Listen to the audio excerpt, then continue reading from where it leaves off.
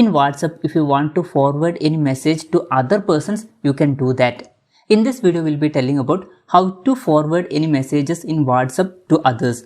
For this, open WhatsApp application. After opening WhatsApp application, select the contact in which message is there that you want to forward. For example, I am selecting this chat. In this chat, I want to forward this message.